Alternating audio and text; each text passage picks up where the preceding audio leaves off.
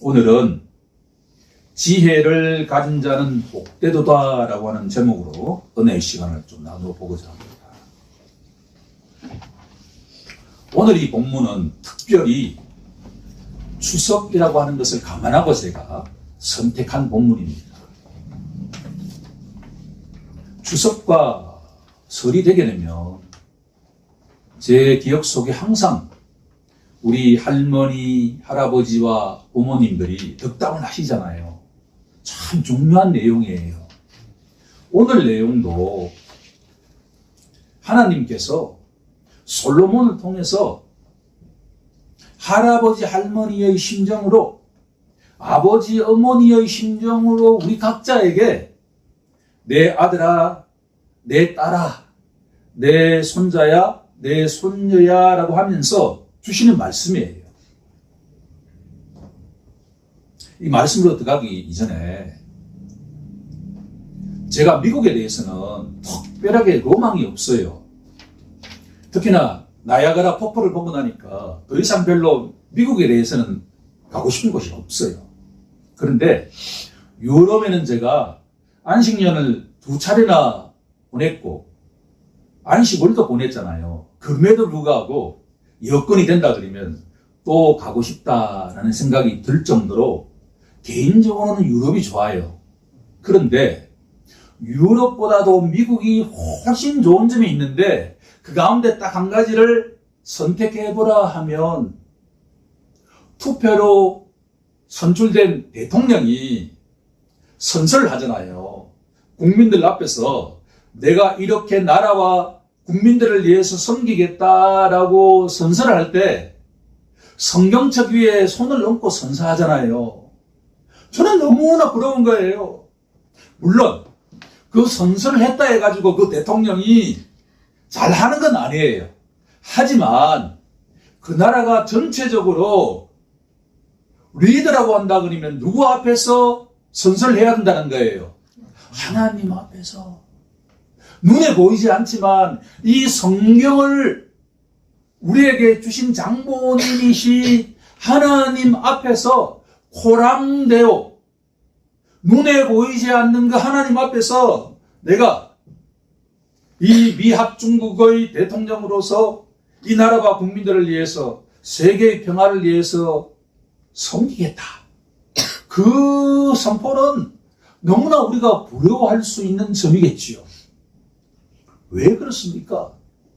성경은 오늘 이 성경은 솔로몬이라고 하는 한 인간 왕을 통해서 하나님이 주신 내용인데 모든 내용은 하나님의 감동으로 된 것이다. 무슨 말이죠? 하나님의 숨결이 솔로몬을 통해서 이 성경 속에 침투되어 있다. 그런 이야기예요. 우리가 이 성경 말씀을 읽는 순간에 어느 순간부터 어떤 숨결이 들리기 시작한다는 거예요. 하나님의 숨결이 들리기 시작한다. 그런 이야기예요. 우리 모두 오늘 이 말씀을 받을 때 문자적으로 써 있는 내용이지만 우리가 추석 때, 설날 때 우리 부모님이 자신의 자녀들에게 덕담을 하시듯이 말씀하신다라고 하는 것을 기억하는 우리 모두가 되길 간절히 원합니다. 아멘. 여기에 첫 번째로 주목할 단어가 있는데 17절에 보면 길이라고 하는 단어가 있어요. 길. 예컨대 눈에 넣어도 아프지 않을 우리 선조인 지유에게 내가 이 말씀을 증거할 때 우리 자녀들이 말이에요. 인생길을 걸어가잖아요. 누구라도. 솔로몬도 그렇고 우리 각자가 다 인생길을 걸어가잖아요. 인생길에 시작이 있으면 뭐가 있어요? 끝이 있잖아요. 이걸 인생이라고 해요. 인생은 그 누구라도 시작이 있으면 끝이 있어요. 그렇죠? 그런데 어떤 부모라도 그 자녀가 말이에요. 지름길로 가길 원하지 애둘러 가길 원할까요? 애둘러 간다는 이야기는 뭐예요? 지질이 고생한다는 이야기잖아요. 가장 좋은 거는 뭐예요? 딱 여기서 숏컷, 가장 지름길을 가기를 원하겠지요. 여기 어떤 내용이 나오죠? 17절 후반부에 어떤 이야기가 나옵니까? 지름길이라고 하는 내용이 나와요. 하나님은 우리 각자가 다 인생에 뭐가 있어요? 시작이 있고 끝이 있는데 애둘러 가기를 원하지 않는단 말이에요. 직사게 고생하기를 원하지 않아요. 지름길로 인도하신다. 하나님은 우리 각자가 말이에요. 스타트에서 마지막 고울이 있을 때까지 쫙 형통하기를 원하세요. 그 길을 원하십니까? 아멘. 이 말씀에 귀를 기울여 보십시오. 그 길. 여기서 시작해서 이제 숏컷 지름길로 가는데 아무리 지름길로 가도 우리 삶이 말이에요. 만만해요? 만만치 않아요? 만만치 않잖아요. 우리 나이 때는 다 삶이 만만해 보여요. 왜? 때렸으면 다 엄마 아빠가 다 들어주니까 이렇게. 그런데 철이 들고 나면 인생이 내 마음대로 돼야 안 돼요? 안 되잖아요. 그런데 그 길을 갈 때 17절 초반부에 뭐라고 되어 있죠? 자주 웃길 원하세요. 자주 기뻐하길 원하세요. 감사하게도 제가 고등학교 졸업하고 난 뒤에 한 30년 지나고 난 뒤에 동문회를 갔는데 고등학교 시절에 그 파릇파릇한 이미지와 달리 다 뭐예요? 머리가 이렇게 돼 있고 전부 이게 다 그러니까 좀 깜짝깜짝 놀라 이렇게 서로 놀라는 거야 이게 옛날 사람이 아니니까. 그런데 나에 대한 이미지를 물어보니까 잘 웃는 나이라는 거예요. 이게 제 인생의 육적으로 말이에요. 정신적으로 가장 발약을 칠 때가 내가 고등학교 2학년, 3학년, 대학교 1학년이에요. 그때 폐결핵 투병을 하고 있었기 때문에 내 인생이 되게 힘든 바닥을 치는 지점이야. 영적인 바닥은 그 이후에 왔지만 나의 육적인 정신적인 바닥은 그때 왔어요. 그런데 친구들이 보기에 자주 웃었다라고 하는 거예요. 되게 좋은 거죠. 그런데 이게 미국의 오바마 대통령의 부인이 미셸 오바마예요. 그 자서전이 제목이 Becoming이라고 하는 제목이에요. Becoming. 이 책 제목은 오늘 설교를 이해하는 데 아주 중요한 내용이에요. 인간은 항상 어때요? 변화되어가는 존재예요. 스타트 할 때는 말이에요. 사람은 파릇파릇해요. 가장 이쁠 때가 언제죠? 아기 때잖아요. 그거는 어떤 아기도 다 천사 같아. 그런데 시간이 지나면 어떻게 되죠? 늙어가잖아요. 슬프게도 늙어간단 말이에요. 그렇죠?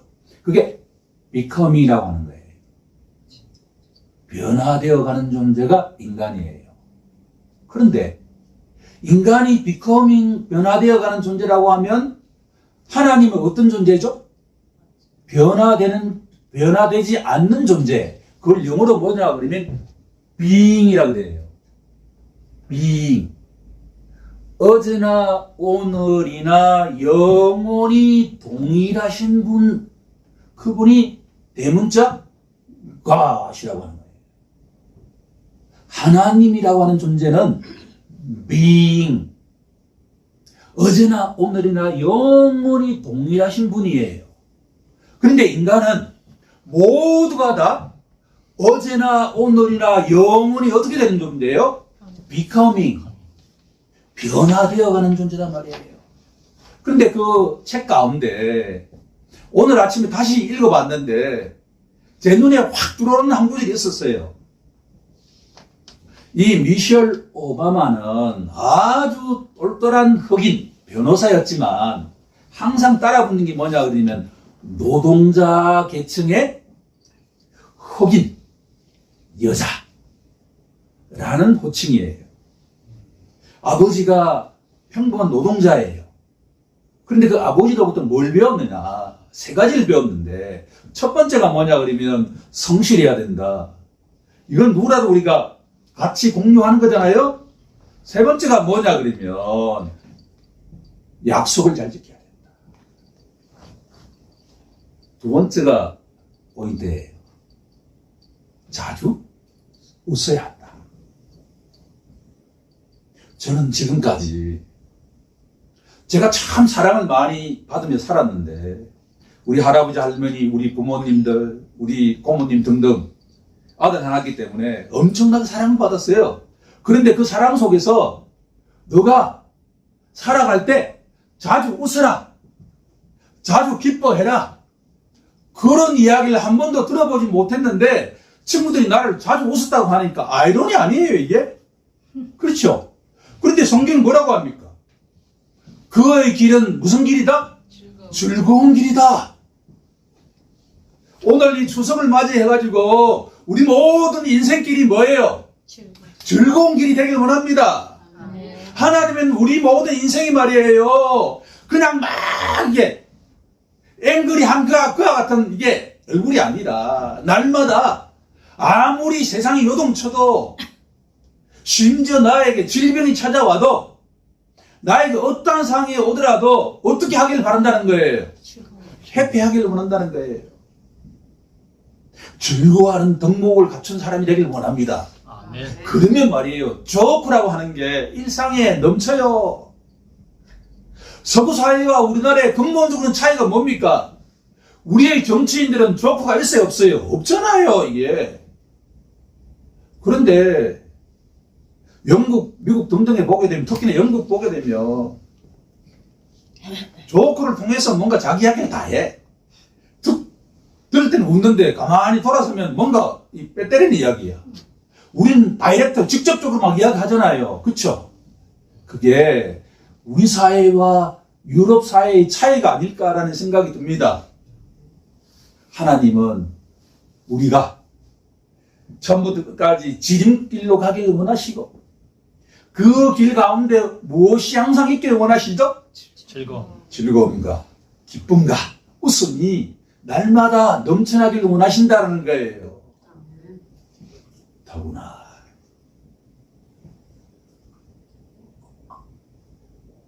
16절에는 우리가 인생길 걸어가는데 오른손에는 뭘 들기를 하나님 원하시죠? 장수. 이게 오래 산다 그런 의미인데 여기에는 아주 성경적인 의미가 있어요.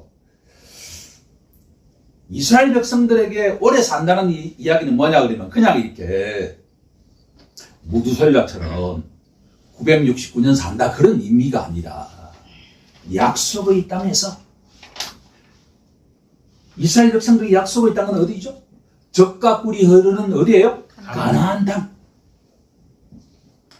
약속의 땅 가나안에 가서 거기서 건강한 모습으로 천수를 누리는 것을 장수라고 해요. 의미가 다르죠. 하나님이 약속하신 그 땅, 가나안.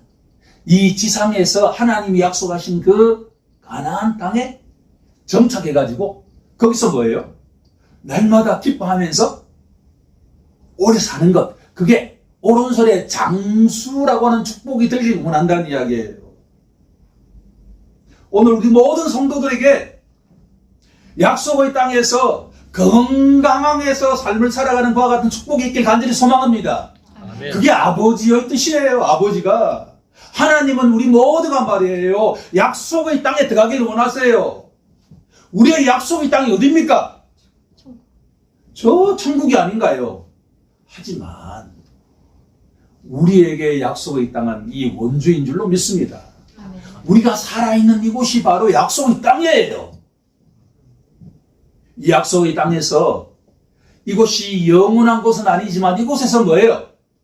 주님이 허락하신 그 시간까지 건강한 모습으로 즐거워하면서 살아가는 우리 모두가 되게 간절히 소망합니다. 아멘. 가장 하이라이트는 이제 뭐냐 그러면 왼손이야, 왼손. 왼손에 뭐가 있죠?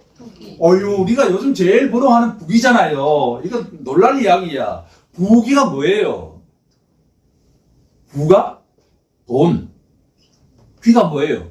명예야. 야, 우리가 가장 부러워하는 거잖아요. 돈도 있고 명예도 있다.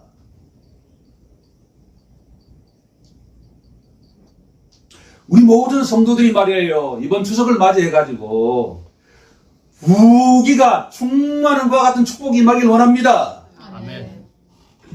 자, 네 가지 축복이 뭐죠? 첫 번째가 둘러가지 않고 지름길로 가기를 원한다. 두 번째, 날마다 기쁨이 가득하기를 원한다. 세 번째 뭐예요? 약속의 땅에서 오래오래 건강하게 사는 축복이 임하기를 원한다. 네 번째가 뭔가요, 이제? 바로 부귀의 축복이 임하기를 원한다. 우리 하나님은 이 정도로도 만족하지 않았어요. 하나 더 있어. 자, 네 가지. 그죠? 한 가지 남아있어, 한 가지가. 자, 우리 18절 같이 한번 읽어볼까요? 시작. 지혜는 그 얻은 자에게 생명나무라. 지혜를 가진 자는 복되도다.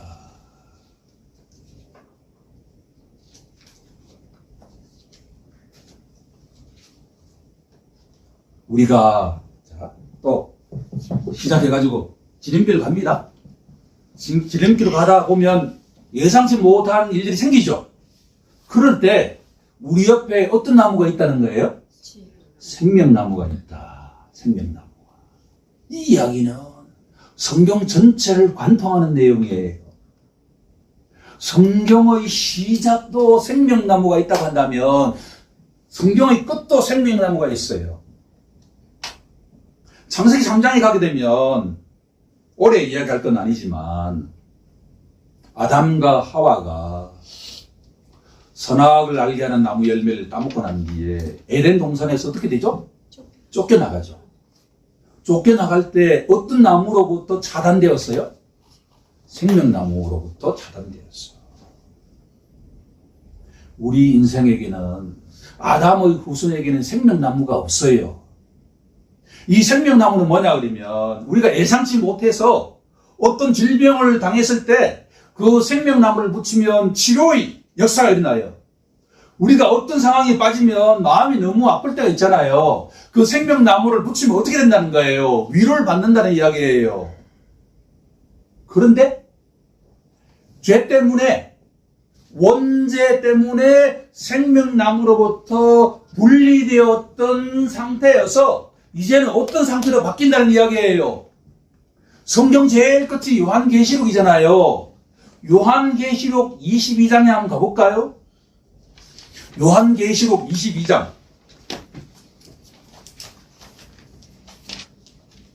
(22장) 1절에 보게 되면 또 그가 수정같이 맑은 생명수의 강을 내게 보이니 하나님과 및 어린 양의 보좌로부터 나와서 길 가운데로 흐르더라.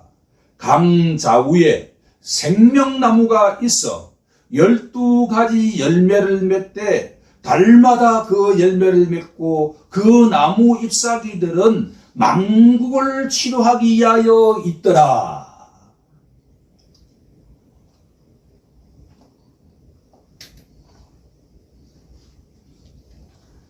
우리 하나님의 축복은 놀랄 높자의 축복인데 우리가 네 가지의 축복을 가지면서도 삶을 살아갈 때 예상치 못한 일이 생길 수가 있다는 거예요. 그게 육신적인 질병이 되었던 정신적인 질병이 되었던 영적인 질병이 되었던 어떠한 상황이 처하더라도 원하기만 하면 우리 옆에 뭐가 있다는 이야기예요.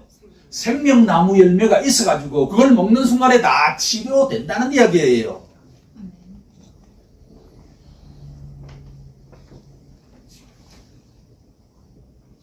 첫 번째 갈로의 정답은 이제 뭘까요?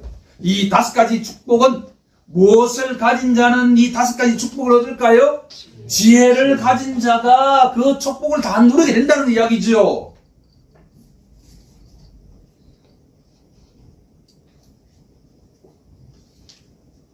이렇게 첫 번째 내용을 정리해 보고자 합니다. 주님이 사랑하시는 성도 여러분, 우리 모두 5가지 축복을 원하시죠? 그러면 무엇을 가져야 된다는 이야기입니까? 지혜를 가진 자가 되어야 된다는 거예요. 설교의 제목인 바로 지혜를 가진 자가 복되도다. 이 추석을 맞이하여 우리가 꼭 지혜를 가진 자가 되길 간절히 원합니다. 아멘. 자, 그러면 바로 본론으로 뛰어들어가 보시죠. 어떻게 하면 지혜를 가질 수 있을까라고 말입니다. 마태복음 7장 7절에 이렇게 예수님께서 명령하시죠. 구하라, 찾으라, 두드리라 라고 말입니다. 이것을 우리는 기도할 때의 내용이라고 생각하죠. 하지만 이것은 성경 전체적인 메시지를 드러내고 있습니다. 하나님께서는 우리 모든 자녀들이 오중적인 축복을 얻길 원하세요. 지혜를 가진 자는 다 오중적인 축복을 얻잖아요. 그런데 지혜를 어떻게 얻느냐 하면 바로 지혜를 찾는 자가 되어라는 이야기입니다. 세 번째 갈로의 정답은 내 아들아 내 딸아 지혜를 어떻게 하라는 이야기예요? 찾으라는 이야기죠.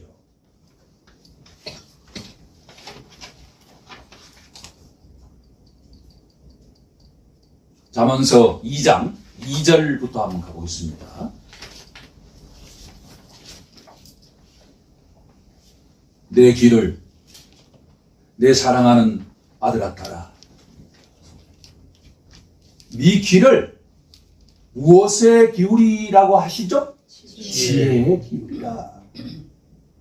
내 마음을 명철에 두라.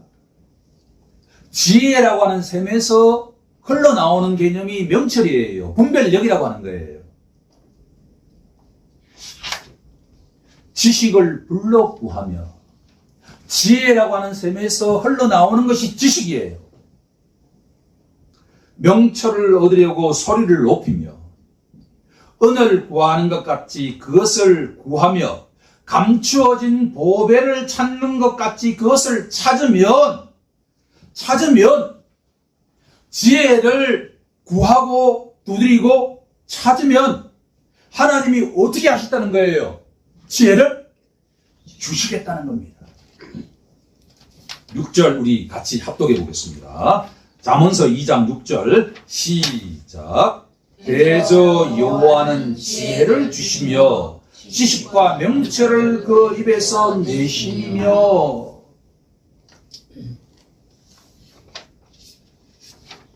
이 말씀 앞에 나는 지혜를 구하지 않을래 라고 버티는 분들이 계실까요? 한 사람도 없길 바랍니다. 하나님께 오중 축복의 근원인 지혜를 주옵소서 라고 구하고 찾고 두드리는 우리 모두가 되길 간절히 소망합니다. 아멘. 구하는 자에게 주신 분이 하나님입니다. 구하십시오. 오른손에 장소의 축복이 임하고 왼손에 부귀의 축복이 임하고 즐거움의 축복이 임하고 지름길의 축복이 임하는데 생명나무의 축복이 임하는데 그 축복을 구하지 않는 자라고 하는 것은 세상에 제일 어리석은 자죠. 날마다 구하는 우리 모두가 되길 원합니다. 아멘. 지혜를 구하는 우리 모두가 되길 원합니다. 아멘. 제가 이 말씀을 준비하면서 가장 흥미로운 말씀은 잠언서 2장 10절 말씀이에요. 10절. 곧 지혜가 내 마음에 뭐라고 돼 있죠? 들어간다.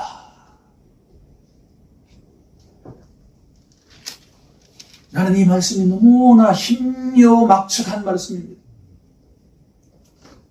우리가 말이에요. 하나님 지혜를 주옵소서라고 간절히 찾고 두드리고 그렇게 하면 나도 모르는 사이에 그 지혜가 어떻게 한다는 거예요? 내 속에 숙부가 있다는 이야기예요. 놀랄 이야기 아닙니까 이게? 그런데 구하지 않는 자에게는 어떻게 하신다는 거예요? 들어가신다는 거예요? 안 들어가신다는 거예요? 재밌잖아요. 이게 신학적으로 이야기하면 지금까지 우리가 이야기했던 모든 내용이 다 이 한 구절 속에 포함되어 있어요.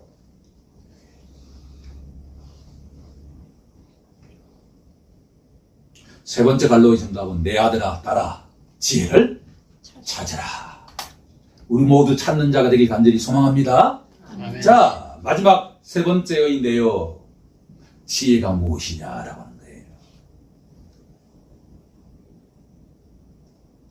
빌라도가 이렇게 질문했잖아요. 예수님께. 진리가 무엇이냐?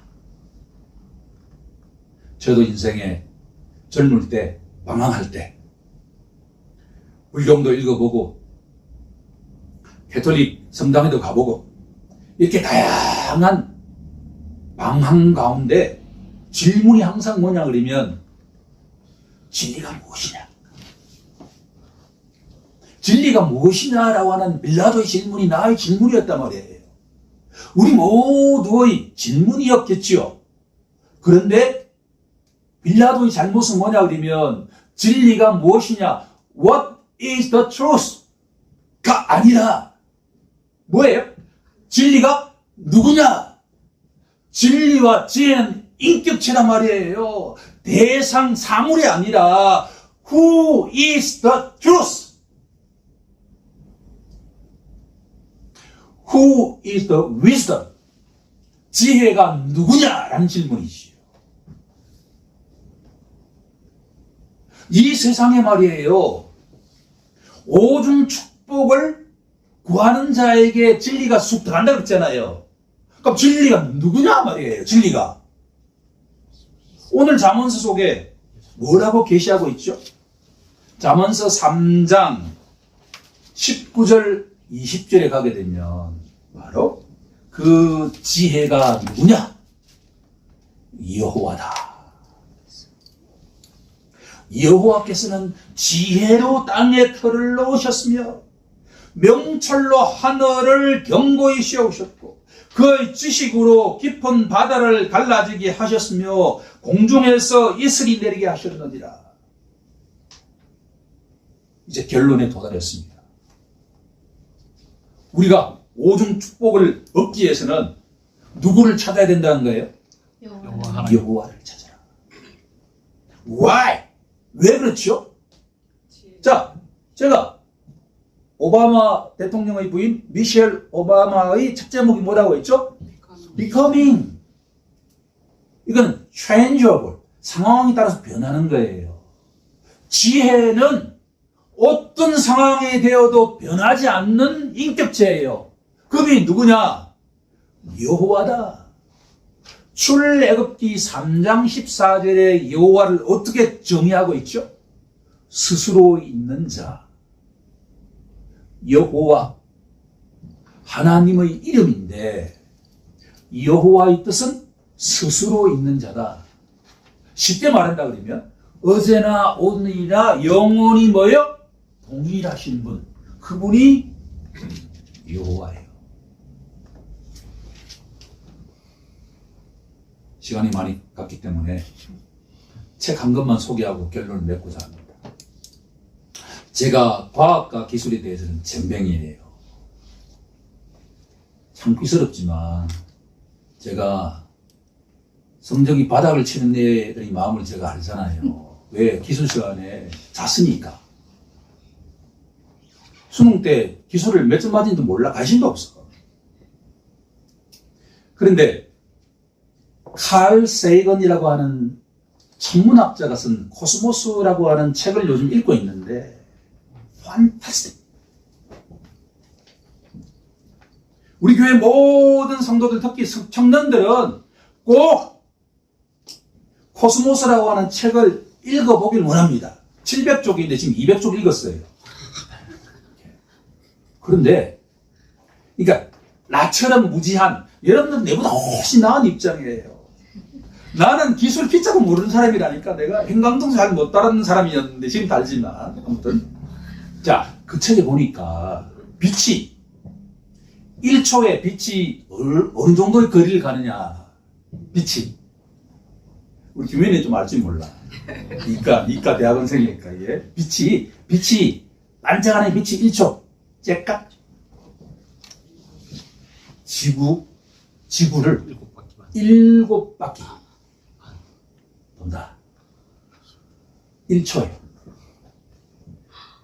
그러면 태양에서 지구까지의 거리를 빛이 가는 속도로 이야기를 해요. 몇 분 걸리느냐? 태양에서 지구까지. 8분. 오케이, 8분. 자, 이게 무슨 말이냐 그러면 태양에서 지구까지 거리가 광대한 거예요.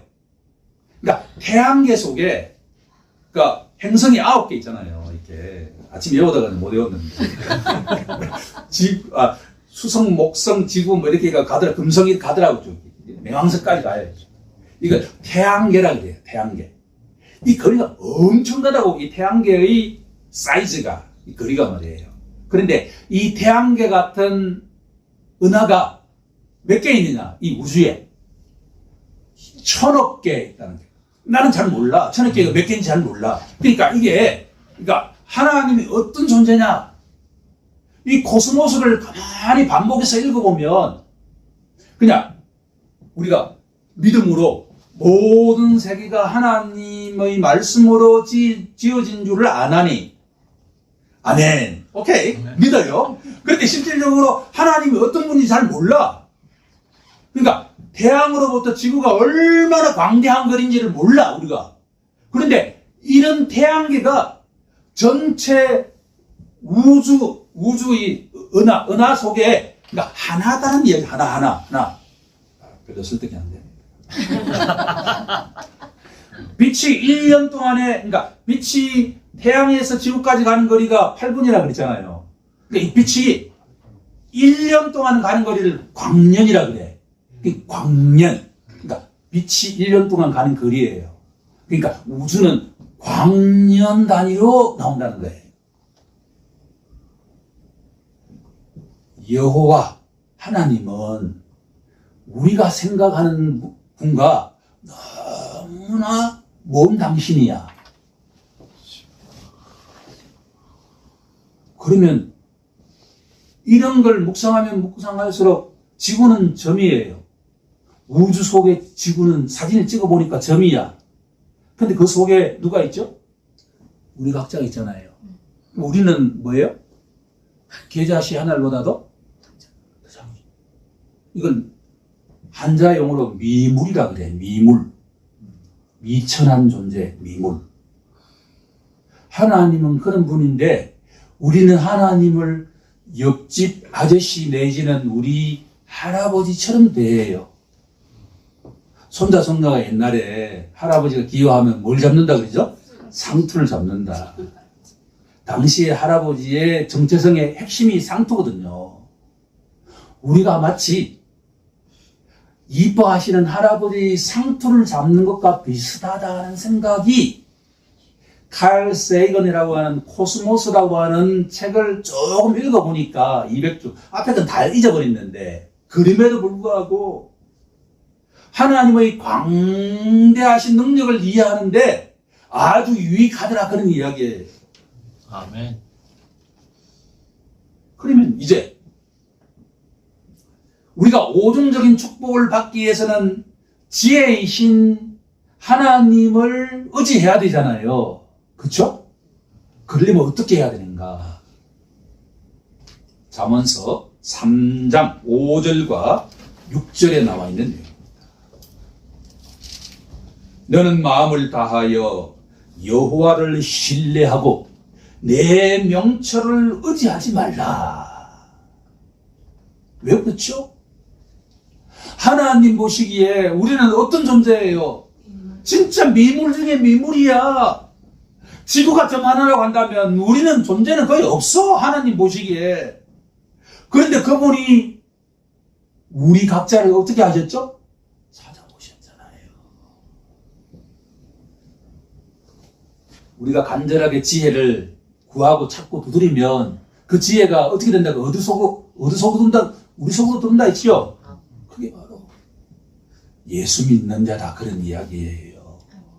예수 믿는 자는 이 광활한 우주를 창조하신 그분이 뭐가 부족해가지고 이해가 안 되지, 그죠? 그분이 어디 속에 와 있다는 거예요. 이 좁은 우리 속에 와 계신다. 그런 인격체시다. 그러면 결론은 나와 있잖아요. 오중 축복의 누리고 싶습니까? 아멘. 그러면 우리 자신을 의지해야 될까요? 하나님을 의지해야 될까요? 하나님. 하나님을 의지하는 자에게 축복이 많다라는 내용입니다. 아멘. 우리 모두 이 말씀에 의지하여 이번 추석을 맞이해가지고 우리가 누구를 의지할 것이냐, 나를 의지할 것이냐, 진짜 하나님을 의지할 것이냐, 예수님을 의지할 것인가, 내 자신을 의지하실 것인가, 그 결정에 따라서 축복을 받을지 적석에 고생할지 결정된다라는 말씀이죠. 우리 모두 예수 믿고 복 받던 인생이 되길 간절히 소망합니다. 아멘. 그렇게 살아가겠다고 결단하는 동성기도를 하는 돌리겠습니다.